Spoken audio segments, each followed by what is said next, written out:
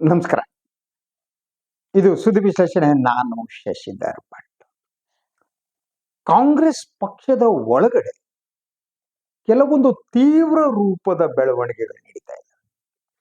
ಮೇಲ್ನೋಟಕ್ಕೆ ಈ ಬೆಳವಣಿಗೆ ಕಾಣ್ತಾ ಇಲ್ಲ, ಆದರೆ ಒಳಗಡೆ ಹಲವು ರೀತಿಯ ಒಳಸುಳಿಗಳಿವೆ. ಈಗ 2 ದಿನಗಳ ಹಿಂದೆ ಕಾಂಗ್ರೆಸ್ ಪಕ್ಷದ ಹಿರಿಯ ನಾಯಕರುಗಳು ಕೆ.ಸಿ. ವೇಣುಗೋಪಾಲ್ ಅವರು, ಕರ್ನಾಟಕದ ಉಸ್ತುವಾರಿ ಸುರ್ಜೇವಾಲಾ ಅವರು ಬೆಂಗಳೂರಿಗೆ ಬಂದಿದ್ರು. ಇದು ಆದ ಮೇಲೆ ರಾತ್ರಿ ಹೊತ್ತು ಡಿ.ಕೆ. ಶಿವಕುಮಾರ್ ಅವರು ಕೆ.ಸಿ. ವೇಣುಗೋಪಾಲ್ ಅವರ ಜೊತೆ ಸುಮಾರು ಅರ್ಧ ಗಂಟೆಗೂ ಹೆಚ್ಚು ಕಾಲ ಮಾತುಕತೆ ನಡೆಸಿದ್ದಾರೆ ಅನ್ನೋ ವರದಿ ಇದೆ. ಇದರ ನಡುವೆ ಮುಖ್ಯಮಂತ್ರಿಗಳು ಮತ್ತು ಉಪಮುಖ್ಯಮಂತ್ರಿಗಳ ನಡುವೆ ಭಿನ್ನಾಭಿಪ್ರಾಯ ಇದೆ ಅನ್ನುವುದು ಪ್ರೂವ್ ಮಾಡುವ ಇನ್ನೊಂದು ಘಟನೆ ನಡೀತು. ಅದು ವರ್ಗಾವಣೆಗೆ ಸಂಬಂಧಪಟ್ಟದ್ದು. ತಮ್ಮ ಇಲಾಖೆಯಲ್ಲಾಗುವ ವರ್ಗಾವಣೆಗಳಿವೆ, ಅದನ್ನ ತಮ್ಮ ಗಮನಕ್ಕೆ ತರಬೇಕು. ತರದೆ ವರ್ಗಾವಣೆ ಮಾಡಕೂಡದು. ಇದು ಮೊದಲೇ ಆದ ಒಪ್ಪಂದ ಅನ್ನುವ ಅರ್ಥದಲ್ಲಿ ಡಿ.ಕೆ. ಶಿವಕುಮಾರ್ ಅವರು ಪತ್ರ ಬರೆದದ್ದು.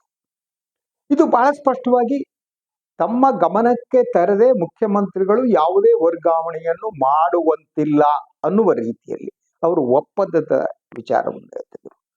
ಸೊ ಇದು ಕಾಂಗ್ರೆಸ್ ಪಕ್ಷದ ಒಳಗಡೆ ಎಲ್ಲವೂ ಸರಿ ಇಲ್ಲ ಅನ್ನುವ ಸಂದೇಶವನ್ನು ಕೂಡ ಕೊಡ್ತಾ ಇತ್ತು. ಅದ್ರ ಜೊತೆಗೆ ಹಲವು ರೀತಿಯ ವಿಶ್ಲೇಷಣೆಗಳು ಕೇಳಿ ಬಂದವು. ಏನು 2.5 ವರ್ಷದ ಅಧಿಕಾರದ ಹಂಚಿಕೆಯ ಸೂತ್ರದ ಬಗ್ಗೆ ಏನು ಮಾತನಾಡಲಾಗ್ತಾ ಇತ್ತು. ಈ ಮಾತು ಕಳೆದ ಕೆಲವು ದಿನಗಳಿಂದ ನಿಂತಿರುವುದು ನಿಜ. ಬಹಿರಂಗವಾಗಿ ಚರ್ಚೆ ನಡೀತಾ ಇಲ್ಲ. ಅದ್ರ ಜೊತೆಗೆ ಸಿದ್ದರಾಮಯ್ಯನವರ ಸುತ್ತ ಇರುವ ಅವರು ಬೆಂಬಲಿಗರು ಕೂಡ ಅವರು ಸ್ವಲ್ಪ ಈ ವಿಚಾರವನ್ನ ಬಹಿರಂಗವಾಗಿ ಮಾತನಾಡ್ತಾ ಇಲ್ಲ. ಆದರೆ ಇನ್ನೊಂದು ವಿಚಾರದಲ್ಲೂ ಕೂಡ ಡಿ.ಕೆ. ಶಿವಕುಮಾರ್ ಮತ್ತು ಸಿದ್ದರಾಮಯ್ಯನವರ ಹತ್ತಿರದವರಾದ ಸತೀಶ್ ಜಾರಕಿಹೊಳಿ ಅವರ ನಡುವೆ ಸಣ್ಣ ಭಿನ್ನಾಭಿಪ್ರಾಯ ಕೂಡ ಬಹಿರಂಗ ಆಯಿತು. ಅದೇನು ಅಂದ್ರೆ ಹಿಡಕಲ್ ಡ್ಯಾಮ್ನಿಂದ ನೀರನ್ನ ತರುವ ಯೋಜನೆ, ಅದನ್ನ ಎಸ್ಪೆಷಲಿ ಧಾರವಾಡಕ್ಕೆ, ಇದಕ್ಕೆ ಸತೀಶ್ ಜಾರಕಿಹೊಳಿ ಅವರು ವಿರೋಧವನ್ನು ವ್ಯಕ್ತಪಡಿಸಿದ್ರು. ಸೊ ಅವರು ಸುದ್ದಿಗಾರರ ಜೊತೆ ಮಾತನಾಡ್ತಾ ಹೇಳಿದ್ರು, ಈ ವಿಚಾರವನ್ನು ನಾನು ಮುಖ್ಯಮಂತ್ರಿಗಳ ಗಮನಕ್ಕೆ ತರ್ತೇನೆ. ಹಾಗೇನೆ ಬೆಳಗಾವಿಯ ಬೇರೆ ಬೇರೆ ಕನ್ನಡ ಸಂಘಟನೆಗಳು ಕೂಡ ಇದ್ರ ಬಗ್ಗೆ ವಿರೋಧವನ್ನು ವ್ಯಕ್ತಪಡಿಸಿವೆ. ಅಲ್ಲಿಯ ರಕ್ಷಣಾ ವೇದಿಕೆ, ಇನ್ನೊಂದು ವೇದಿಕೆ ಅವರು ಕೂಡ ಅವರಿಗಿರುವ ಭಯ ಏನು ಅಂತಂದ್ರೆ, ಹಿಡಕಲ್ ಡ್ಯಾಮ್ನ ನೀರನ್ನ ಧಾರವಾಡಕ್ಕೆ ತೆಗೆದುಕೊಂಡು ಹೋದ್ರೆ ಬೆಳಗಾವಿಯಲ್ಲಿ ನೀರಿನ ಸಮಸ್ಯೆ ಉಂಟಾಗುತ್ತೆ ಅಂತ. What ever it may B, ಇದು ಹೇಗೆ ಅಂದ್ರೆ ಸತೀಶ್ ಜಾರಕಿಹೊಳಿ ನಾವು ಉಪಮುಖ್ಯಮಂತ್ರಿಗಳ ಜೊತೆ ಚರ್ಚೆ ಮಾಡ್ತೀನಿ ಅಂತ ಹೇಳಿಲ್ಲ, ಮುಖ್ಯಮಂತ್ರಿಗಳ ಜೊತೆ ಚರ್ಚೆ ಮಾಡ್ತೀನಿ. ಹಾಗಿದ್ರೆ ಸತೀಶ್ ಜಾರಕಿಹೊಳಿ ಅವರು ಡಿ.ಕೆ. ಅವ್ರ ಜೊತೆ ಚರ್ಚೆ ಮಾಡಬಹುದಾಗಿತ್ತು ಅಲ್ವಾ? So that shows there is something ಅಂತ ಈ ಬೆಳವಣಿಗೆ. ಅದರ ನಡುವೆ ನಾನು ಈಗ ಹೇಳೋದಕ್ಕೆ ಹೊರಟಿದ್ದು, ಇವತ್ತು ಬೆಳಿಗ್ಗೆ ಮುಖ್ಯಮಂತ್ರಿಗಳು ಪಿ.ಕೆ. ಹರಿಪ್ರಸಾದ್ ಅವರ ನಿವಾಸಕ್ಕೆ ಬೆಳಗ್ಗೆ ತೆರಳಿದ್ದು. ಇದು ಅತಿ ಮಹತ್ತರ ಬೆಳವಣಿಗೆ ಅಂತ ನನ್ನ ಅಭಿಪ್ರಾಯ. ಯಾಕೆಂದ್ರೆ ಈ ಸರ್ಕಾರ ಅಧಿಕಾರಕ್ಕೆ ಬಂದ ಮೇಲೆ ಕಾಂಗ್ರೆಸ್ನ ಹಿರಿಯ ಮೂಲ ನಾಯಕರುಗಳು ಏನಿದೆ ಅವರಿಗೆ ಒಂದು ರೀತಿಯ ಅತೃಪ್ತಿ ಇತ್ತು. ಅದರ ಹಲವರು ಇದ್ರು. ಈಗ ಇನ್ಕ್ಲೂಡಿಂಗ್ ವೀರಪ್ಪ ಮೊಯ್ಲಿ ಅವರು ಕೂಡ ಈಗ ಸುಮ್ಮನೆ ಇದ್ದಾರೆ. ಹರಿಪ್ರಸಾದ್ ಕೂಡ ಅದೇ ರಿಸರ್ವೇಶನ್ಗಳಿತ್ತು. ಈ ರಿಸರ್ವೇಶನ್ ಪೂರಕವಾಗಿ ಮಂತ್ರಿಮಂಡಲನ ರಚಿಸುವಾಗ ಹರಿಪ್ರಸಾದ್ ಅವರಿಗೆ ಅವಕಾಶ ಕೊಟ್ಟಿಲ್ಲ. ಸೊ ಸಿದ್ದರಾಮಯ್ಯನವರು, ಡಿ.ಕೆ. ಅವರು ಇಬ್ರು ಸೇರಿ ಹರಿಪ್ರಸಾದ್ ಅವರಿಗೆ ಅವಕಾಶ ಕೊಡಬೇಕಿತ್ತು ಅಂತ ನಂಬುವವ ನಾನು. ಯಾಕಂದ್ರೆ ಸೀನಿಯರ್ ಮೋಸ್ಟ್ ಲೀಡರ್. ಕಾಂಗ್ರೆಸ್ ಪಕ್ಷಕ್ಕೆ ಅವರು ಸಲ್ಲಿಸಿದ ಸೇವೆಯನ್ನ ನೋಬಡಿ ಕ್ಯಾನ್ ಕ್ವೆಶ್ಚನ್. ಹರಿಪ್ರಸಾದ್ ಅವರು ಹಲವು ರಾಜ್ಯಗಳ ಉಸ್ತುವಾರಿಯಾಗಿ ಕೆಲಸ ಮಾಡಿದವರು. ಸೊ ನಾನು ಅವರ ಯಂಗ್ಟರ್ಸ್ ಆ ಕಾಲದಿಂದ ನಾನು ಅವ್ರನ್ನ ನೋಡ್ತಾ ಬರ್ತೇನೆ. ಅವರ ಕಾಂಗ್ರೆಸ್ ನಿಷ್ಠೆಯನ್ನ ಯಾರು ಕ್ವೆಶ್ಚನ್ ಮಾಡ್ತಾರೆ. ಅದ್ರ ಜೊತೆಗೆ ಬಿಜೆಪಿಯನ್ನ ಕೌಂಟರ್ ಮಾಡುವುದರಲ್ಲಿ ಕಾಂಗ್ರೆಸ್ ಪಕ್ಷದಲ್ಲಿ ಇದು ನಂಬರ್ 1. ಸೊ ಬಿಜೆಪಿಯ ಮುಖವಾಡಗಳನ್ನ ಅವರು ಆಗಾಗ ಕಳೀತಾ ಇರುವಂತ ಇವರು. ಆದ್ರೆ ಅವರಿಗೆ ಅವಕಾಶವನ್ನೇ ಕಲ್ಪಿಸಿಲ್ಲ. ಅವರ ಎದುರಿಗೆ ಇನ್ನೂ ಚಿಕ್ಕವರಾದಂತಹ ಮಧು ಬಂಗಾರಪ್ಪನವರಿಗೆ ಅವಕಾಶ ಕೊಡಲಾಯಿತು. ಸೊ ಇಬ್ರು ಕೂಡ ಸೇಮ್ ಕಮ್ಯುನಿಟಿಯವರು, ಜಾತಿ ರಿಪ್ರೆಸೆಂಟೇಟಿವ್ ಪ್ರಶ್ನೆ ಬರುತ್ತೆ. I agree. ಅದ್ರ ಜೊತೆಗೆ ಮಧು ಬಂಗಾರಪ್ಪನವರು ವಿಧಾನಸಭಾ ಸದಸ್ಯರು, ಇವರು ವಿಧಾನ ಪರಿಷತ್ ಸದಸ್ಯರು, ಇದೆಲ್ಲ ಇರಬಹುದು. ಇದೆಲ್ಲದರ ನಡುವೆ ಅವರಿಗೆ ಅವಕಾಶವನ್ನು ಕಲ್ಪಿಸಬೇಕಾಗಿತ್ತು. ಅವಕಾಶವನ್ನು ಕಲ್ಪಿಸಿಲ್ಲ. ಮುಖ್ಯಮಂತ್ರಿಗಳು ಮತ್ತು ಹರಿಪ್ರಸಾದ್ ಅವರ ಸಂಬಂಧ ಇಸಿ ಕೆಡ್ತಾ ಕೆಡ್ತಾ ಒಂದು ದೊಡ್ಡ ಒಂದು ಕಂದಕ ನಿರ್ಮಾಣ ಆಗಿತ್ತು. ತಮ್ಮ ಸರ್ಕಾರವನ್ನೇ ಹಿಂದೆ ಮುಂದೆ ನೋಡದೆ ಬಿ ಕೆ ಹರಿಪ್ರಸಾದ್ ಅವರು ಜಾಡಿಸಿದ್ರು. ಸೊ ಈ ವಿಚಾರದಲ್ಲಿ ಪಕ್ಷದ ವರಿಷ್ಠರು ಮಧ್ಯಪ್ರವೇಶಿಸುವ ಒಂದು ಸ್ಥಿತಿ ಕೂಡ ನಿರ್ಮಾಣ ಆಗಿತ್ತು. ಮಧ್ಯಪ್ರವೇಶಿಸಿ ಮಾತುಕತೆ ನಡೆಸಿ ಸಮಾಧಾನ ಪಡಿಸಿ. ಆದರೆ ಹರಿಪ್ರಸಾದ್ ತಮ್ಮದೇ ಆದ ರೀತಿಯಲ್ಲಿ ಅವರು ಬಿಜೆಪಿಯನ್ನ ಅಟ್ಯಾಕ್ ಮಾಡ್ತಾ ಇನ್ನೊಂದು ಮಾಡ್ತಾ ಹೋದ್ರು. ಆದ್ರೆ ಕಳೆದ ಕೆಲವು ತಿಂಗಳುಗಳ ಹಿಂದೆ ಇದ್ದಕ್ಕಿದ್ದ ಹಾಗೆ ಸೊ ಹರಿಪ್ರಸಾದ್ ಅವರ ಮಾತಿನ ರೀತಿ ಬದಲಾಗಿತ್ತು. ಅವರು ಸಿದ್ದರಾಮಯ್ಯನವರನ್ನ ಸಮರ್ಥಿಸುವುದಕ್ಕೆ ಪ್ರಾರಂಭ ಮಾಡಿದ್ರು. ಅದಕ್ಕೆ ಬಹುಮುಖ್ಯವಾದ ಕಾರಣ ಅವರಿಗೆ ಆದ ಅನ್ಯಾಯವನ್ನ ಮರೆತಿರುವುದು ಇರಬಹುದು. ಯಾಕಂದ್ರೆ ವೈಯಕ್ತಿಕವಾಗಿ ನನಗಾದ ಅನ್ಯಾಯಕ್ಕಿಂತ ಸಿದ್ಧಾಂತ ಮುಖ್ಯ ಅಂತ ಅಂದ್ಕೊಂಡಿರ್ಬೇಕು Hariprasad. Is a matured politician. ಅವರು ರಾಜಕಾರಣಕ್ಕೆ ಬಂದಾಗ ಇರ್ಲಿಲ್ಲ.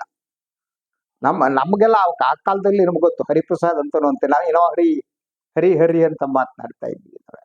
ಆ ಕಾಲದಿಂದ ನೋಡಿದ್ವಿ. ಆಗ ಅದೇ ರೀತಿ ಯಂಗ್ಟರ್ಸ್ ಇರ್ಬೇಕಾದ್ರೆ ಬೇರೆ ಪತ್ರಿಕಾ ಕಚೇರಿಗಳಿಗೆ ಬೀಗ ಹಾಕ್ಸಿದ್ದು ನನ್ಗೆ ಗೊತ್ತು. ಅದು ಈ ಸಂದರ್ಭ ಅಲ್ಲ, ಹೇಳಕ್ ಹೋಗಲ್ಲ. ಆ ರೀತಿ ಈಸ್ ಸೋ ಇದು ಅಂತ ಅಂದ್ರೆ ಡ್ಯಾರ್ ಅಂಡ್ ಡ್ಯಾಶ್ ಫೆಲೋ. ಕ್ಯಾರೆ ಮಾಡ್ತಿರಲಿಲ್ಲ, ಯಾವ್ದಕ್ಕೂ ರಿಯಾಕ್ಟ್ ಮಾಡ್ತೀವಿ, ಇನ್ನೊಂದು ಮಾಡ್ತಾ ಇದ್ರು. ಅದು ಸ್ಲೋಲಿ ದೆಹಲಿಯ ರಾಜಕಾರಣ, ಇಂದಿರಾ ಗಾಂಧಿ, ರಾಜೀವ್ ಗಾಂಧಿ ಅಂಥ ನಾಯಕರ ಜೊತೆ ಒಡನಾಡ್ತಾ ಹಲವು ರಾಜ್ಯಗಳ ಉಸ್ತುವಾರಿಗೆ ಕೆಲಸ ಮಾಡ್ತಾ ಅವರಿಗೆ ಮ್ಯಾಚುರಿಟಿ, ಪೊಲಿಟಿಕಲ್ ಮ್ಯಾಚುರಿಟಿ ವಾಟ್ ಕಾಲ್ ಅದು ಬರೋದು ಪ್ರಾರಂಭ ಆಯಿತು. Slowly become the mature politician. ಅದ್ರ ಜೊತೆಗೆ ಸೈದ್ಧಾಂತಿಕವಾಗಿ ಕೂಡ ಅವರು ಹೆಚ್ಚು ಪರಿಪಕ್ವವಾಗ್ತಾ ಹೋದ್ರು.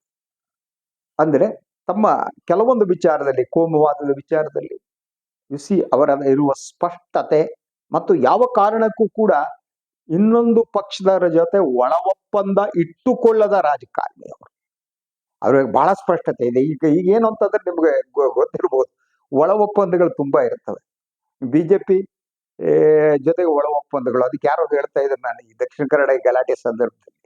ಸೊ ದಕ್ಷಿಣ ಕನ್ನಡದಲ್ಲಿ ಬಹುತೇಕ ಹಲವು ಕಾಂಗ್ರೆಸ್ನವರು ನಾಯಕರುಗಳು ಏನ್ ವ್ಯವಹಾರ ಇದೆಯಲ್ಲ ಅದು ಬಿಜೆಪಿ ಶಾಸಕರ ಜೊತೆ ಅಂತ, ಕಟೀಲ್ ಜೊತೆ ಯಾರ್ಯಾರ್ದಿದೆ ಅಂತ ಹೇಳ್ತಾ ಇದ್ರು. ಆ ರೀತಿ ಒಳ ಒಪ್ಪಂದಗಳು. ಹಾಗೇನೆ ಅದ್ರ ಜೊತೆಗೆ ಸೈದ್ಧಾಂತಿಕವಾಗಿಯೂ ಕೂಡ ಒಂದು ಹೊಂದಾಣಿಕೆಯ ಮನಸ್ಥಿತಿಯ ರಾಜಕಾರಣ ಇದೆ ಇವತ್ತು. ಸೊ ಸಿದ್ಧಾಂತ ಹೊರಗಡೆ ಭಾಷಣ ಹೊಡೆಯಕ್ಕೆ, ಇಲೆಕ್ಷನ್ ಗೆಲ್ಲೋದಕ್ಕೆ, ಅದಾದ್ಮೇಲೆ ಹೊಂದಾಣಿಕೆ ಮಾಡ್ಕೋಬೇಕು. ಆದ್ರೆ ಅಂತಹ ಯಾವುದನ್ನು ಮಾಡದವರು ಬಿ ಕೆ ಹರಿಪ್ರಸಾದ್ ಅವರು. ಸೊ ಆದ್ರೆ ಅವರ ಇಕ್ವೇಶನ್ ವಿತ್ ಸಿದ್ದರಾಮಯ್ಯ ಸರಿ ಇಲ್ದಿರೋದ್ರಿಂದ ಸೊ ಅದೇನ್ ಗ್ಯಾಪ್ ಅಂತಂದ್ರೆ ಹೊಸದಾಗಿ ಬಂದವರು ನವಾಯತರು ಅಂತಾರೆ. ನವಾಯತರು ಅಂತಂದ್ರೆ ಒಂದು ಕಮ್ಯುನಿಟಿ ಆಗ್ಬಿಟ್ಟು, ನವಾಯತರು ಅಂದ್ರೆ ಹೊಸದಾಗಿ ಬಂದವರು ಅಂತ. ನಮ್ಮ ಭಟ್ಕಳದಲ್ಲಿರುವ ಮುಸ್ಲಿಮ್ಸ್ ಕೂಡ ನವಾಯತರು ಅಂತ. ನವಾಯತ್ ಮುಸ್ಲಿಂ ಅಂದ್ರೆ ದೆ ಕನ್ವರ್ಟೆಡ್ ಅಂತ. ಸೊ ಯಾರು ಹೊಸದಾಗಿ ಬಂದಿದ್ದಾರೆ ಕಾಂಗ್ರೆಸ್ನಲ್ಲಿ ಅವರು, ಮತ್ತು ಕಾಂಗ್ರೆಸ್ನಿಂದ ತಮ್ಮ ಜೀವನವನ್ನೇ ಕಾಂಗ್ರೆಸ್ನಲ್ಲಿ ಸವಿಸಿದ ಮೂಲ ನಿವಾಸಿಗಳು, ಮೂಲ ನಾಯಕರು, ಒಂದು ಸಂಘರ್ಷ ಆಯ್ತು. ಅದ್ರ ಜೊತೆಗೆ ಮಧ್ಯೆ ಇರುವವರದ್ದು ಒಂದಿರುತ್ತೆ, ಈ ಕಿವಿ ಚುಚ್ಚೋರು ಇರ್ತಾರೆ. ಬಹಳಷ್ಟು ರಾಜಕಾರಣಿಗಳು ಹಿತ್ತಾಳೆ ಕಿವಿಯರಾಗಿರ್ತಾರೆ. ಅವರು ಎದುರು ಒಂದು ಪಟಾಲಂ ತುಂಬಿಕೊಂಡಿರ್ತಾರೆ. ಅವರು ಬಂದ್ಬಿಟ್ಟು ಇನ್ನೊಬ್ಬರ ಬಗ್ಗೆ ದೂರ ಹೇಳ್ತಿರ್ತಾರೆ. ಅಂಥ ಮಾತು ಕೇಳುವ ರಾಜಕಾರಣಗಳು ಜಾಸ್ತಿ ಕೆಡಿಸ್ತಿರ್ತಾರೆ. ಹಾಗೆ ಮಧ್ಯೆ ಇರುವವರು ಹಲವರು ಬಿ ಕೆ ಹರಿಪ್ರಸಾದ್ ಮತ್ತು ಸಿದ್ದರಾಮಯ್ಯನವರ ಸಂಬಂಧವನ್ನು ಕೆಡಿಸಿದ್ರು. ಹಾಗಾಗಿ ಬಂದು ಸಿದ್ದರಾಮಯ್ಯ ಕಿವಿ ಊದೋದು, ಹರಿಪ್ರಸಾದ್ ಬಗ್ಗೆ ಸಾರಲ್ಲೆಲ್ಲ ನಿಮ್ಮನ್ನು ಬೈತಿದ್ರು ಕಣ್ರಿ ಹಂಗೆ ಹೇಳ್ತಿದ್ರು ಅವರು. ಈ ರೀತಿ ಹೇಳುವ ಮೂಲಕ ಅವರನ್ನ ಸಚಿವ ಸಂಪುಟದಿಂದ ದೂರ ಇಡಿಸುವಲ್ಲಿ ಬಹಳ ಜನ ಯಶಸ್ವಿಯಾಗಿದ್ದರು. ಅದರ ಜೊತೆಗೆ ಮಧು ಬಂಗಾರಪ್ಪನವರ ಕಮ್ಯುನಿಟಿಯವರು, ಅವರು DKಗೂ ಹತ್ರ. ಸೊ ಅವರಿಗೆ ಅಕೊಮಡೇಟ್ ಮಾಡುವಾಗ ಈ ಜಾತಿ ಸಮೀಕರಣದಲ್ಲಿ ಹರಿಪ್ರಸಾದ್ ಬಿಟ್ಟು ಹೋಗ್ತು. ಸೊ ಇದಾದ ಮೇಲೆ ಅದರ ನಂತರದ ಬೆಳವಣಿಗೆಯಲ್ಲಿ ನಾನು ನಿಮಗೆ ಹೇಳ್ತಾ ಇದ್ದೆ, 3-4 ತಿಂಗಳ ಇರ್ಬೋದು, ಹರಿಪ್ರಸಾದ್ ಅವರು ಸಿದ್ದರಾಮಯ್ಯನವರಿಗೆ ಬೆಂಬಲ ಕೊಡೋದಕ್ಕೆ ಪ್ರಾರಂಭಿಸಿದ್ರು, ಬೆಂಬಲಿಸತೊಡಗಿದ್ರು ಬಹಿರಂಗವಾಗಿ. ಅದಾದ ಮೇಲೆ ಆ ಸಂಬಂಧ ಸುಧಾರಿಸ್ತಾ ಬಂತು. ಹಾಗಿದ್ದರೆ ಸಿದ್ದರಾಮಯ್ಯ ಯಾಕೆ ಈ ಮೂವ್ ಮಾಡಿದ್ರು? ಇದನ್ನು ನಾವು ಹಲವು ರೀತಿಯಲ್ಲಿ ವಿಶ್ಲೇಷಿಸಬಹುದು. ಸೈದ್ಧಾಂತಿಕವಾಗಿ ಹತ್ತಿರ ಅನ್ನುವ ಕಾರಣಕ್ಕಾಗಿ ಅವರು CM ಕೂಡ ಒಂದು ತಮ್ಮ ಹಳೆಯ ಇದನ್ನ ಮರೆತರು ಅಂತ ಹೇಳ್ಬೋದು. ಆದ್ರೆ ಅದೊಂದೇ ಕಾರಣ ಆಗಲಿಕ್ಕೆ ಸಾಧ್ಯ ಇಲ್ಲ.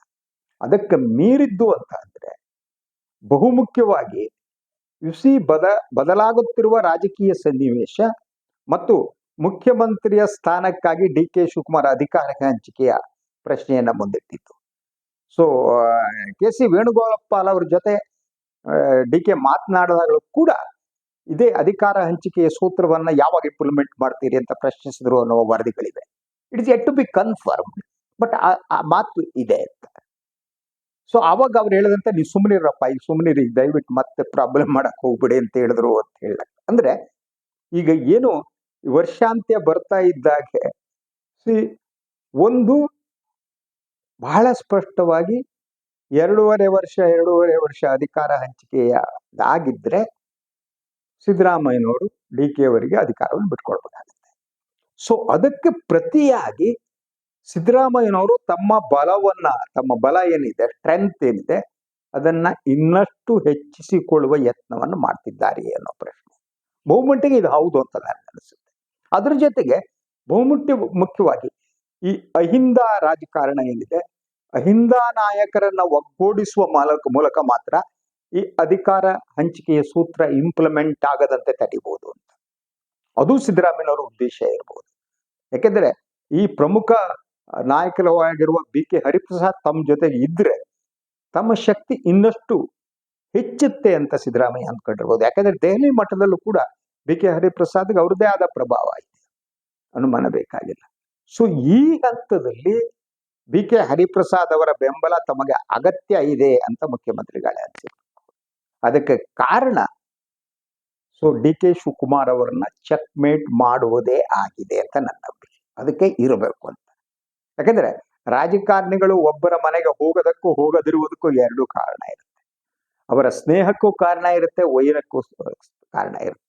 ಮತ್ತು ವೈರ ಸ್ನೇಹ ವೈರವಾಗಿ ಬದಲಾಗೋದು ಇದೆಯಲ್ಲ, ಚಿಟಿಕೆ ಹೊಡೆದಷ್ಟು ಸುಲಭ ಅವರಿಗೆ ಬಹುಬೇಗ. ಯಾಕಂದ್ರೆ ಅಧಿಕಾರ ಕೇಂದ್ರಿತ ರಾಜಕಾರಣ ಇದೆಯಲ್ಲ, ಅದರ ಮೂಲಭೂತ ಗುಣಧರ್ಮ ಅಂತಂದ್ರೆ ಅದನ್ನ ಎಮೋಷನಲ್ ಆಗಿ ತಗೊಳ್ಳಲ್ಲ.